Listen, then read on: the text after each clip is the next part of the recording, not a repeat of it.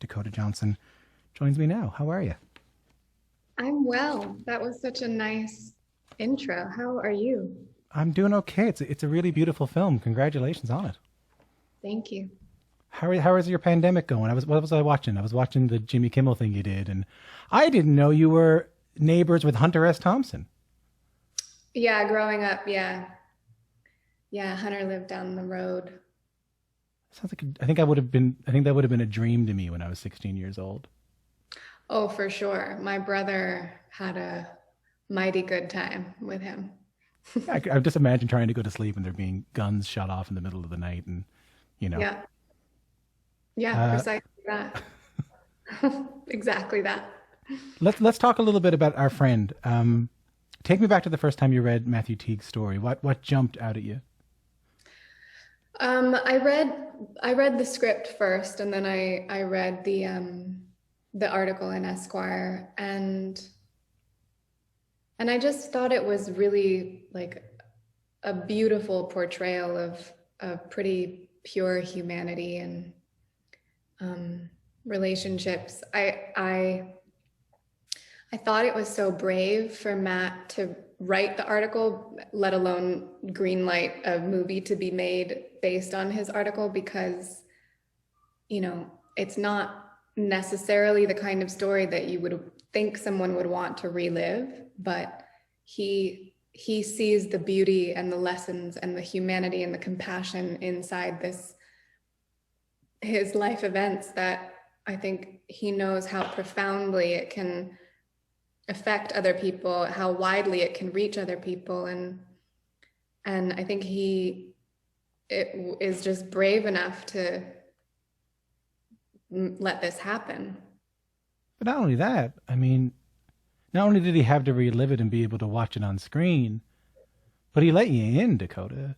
Like, from what I understand, I mean, you were able to spend time with your character who passed in 2014, Nicole's husband, and the kids. What was the most helpful thing you learned from doing that? The level of bravery. They weren't, Matt and the girls were there sometimes on set, and that was really, I think I was just like, gosh, they really believe in this. They really believe in this love, and they believe in friendship, and they believe in compassion in a way that is so bold. It's so brave to be to let us in, and to, we filmed in the town that they're from, and everybody in the town knows them, and they knew Nicole, and it's a small town, so it's not like everybody knew what we were doing and who we were all playing. And How's that for you? it was intense. It was kind of, you could look at it like, oh God, this is so intense, or you could look at it like it's magical and special, and like how lucky to be able to tell such a beautiful and important story in the real town with the real people and have everybody support it. If I went into a coffee shop or a restaurant, one of the waiters or the owner would say, oh, Nicole used to come and she'd sit here every day. And, it's like, it wasn't so long ago. And there was just something really special about making this movie. How real, not a character. How, like, as an actor, I imagine, like even a real person can be a character on a script. But when you go Yeah. into the coffee shop and they say she was there, she's real. Yeah. I got this clip I wanted to play you. So Matthew Teague was on a panel at the Toronto International Film Festival, and he said something about you that was really moving. Take a listen to this. Some of my favorite moments on set were actually between takes. I would watch Dakota play little games with both my real girls and the girls playing them. She would be, I see you, and all this sort of thing, and I realized, oh, she's mothering them. She's mothering them on set, and I realized how fully she had sort of inhabited Nicole's role. It's like you were mothering them. What's it like to hear that? It's just sweet. Matt is an incredibly observant man, and the way that I wanted to make sure that the girls playing my daughters and also his girls felt comfortable was to really make sure that they felt seen and heard, and I guess that's what he picked up on. If you're just tuning in, my guest is the actor Dakota Johnson. You may have seen her in films like Suspiria and A Bigger Splash and Peanut Butter Falcon and the 50 Shades series. Her latest film is called Our Friend. I wanted to talk a little bit about your path to the movies. When did you know you wanted to act for a living? Always. I always, ever since I can remember being a person, like I whenever I was on set with my parents, I just wanted to stay there. I loved set visits. I loved watching. I never got bored. And, set visits are pretty boring if you don't care so much about being there. And I really did. So kind of forever. I can't remember a time when I thought about doing something else. What was it about it? What was it that sparked you about it? I think I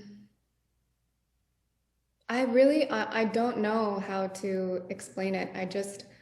I don't want to do anything else. I want to make movies forever, and I've wanted to make movies forever. And TV. I mean, I just want to create visual content that is like that involves, but I think there was something in watching how much people were focused on making a movie and all the components, all of the different people and avenues of thought that it takes to make a good project. Like, you want to first and foremost always be kind and working with good people and respectful. And then think about all of the places that you can go with a story, or one that's real, one that's completely made up. It's like just visiting different worlds. I think that's probably what it was for me as a kid, was like having one life and being able to watch a whole other world being created. And I just was like, oh, I want to do that.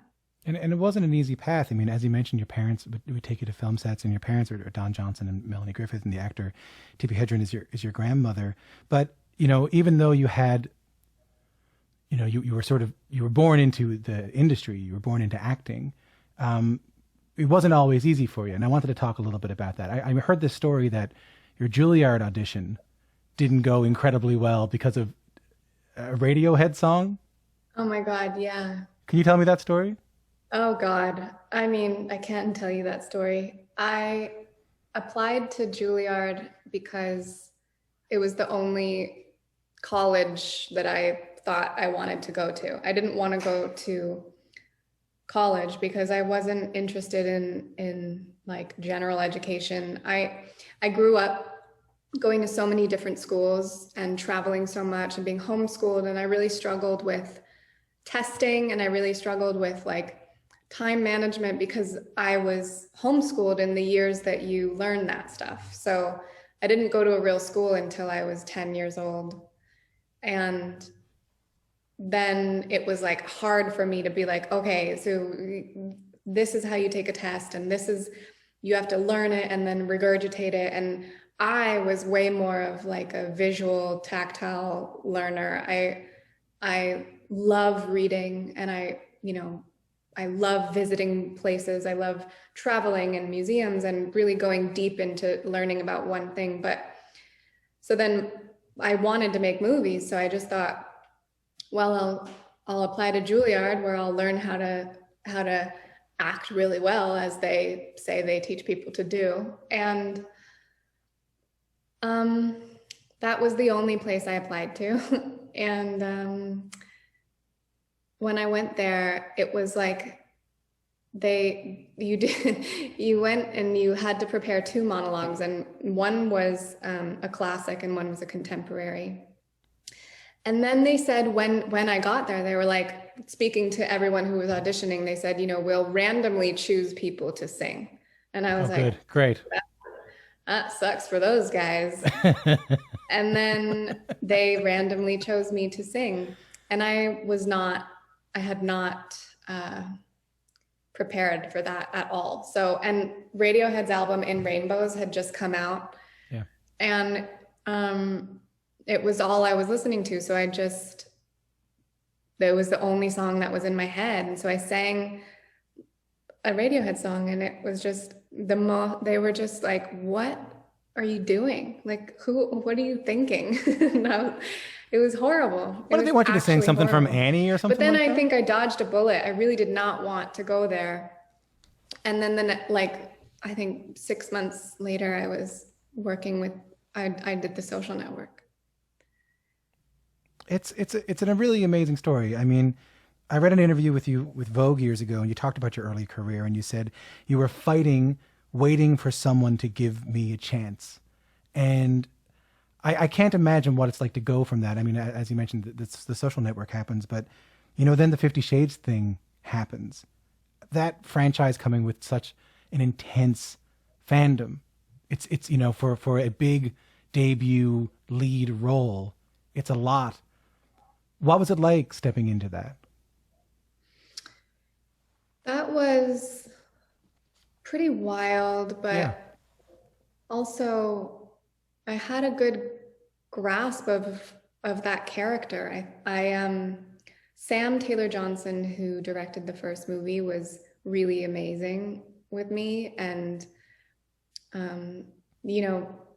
that getting that role was important to me and huge for me, because you start out in this industry, and it's like rejection and auditions and just a lot of no's and a lot of criticism and a lot of like dismantling of your person, and then on top of that there's this preconceived notion that because of who my parents are, I'm going to be a certain way, or I'm not going to be, it's like all of these just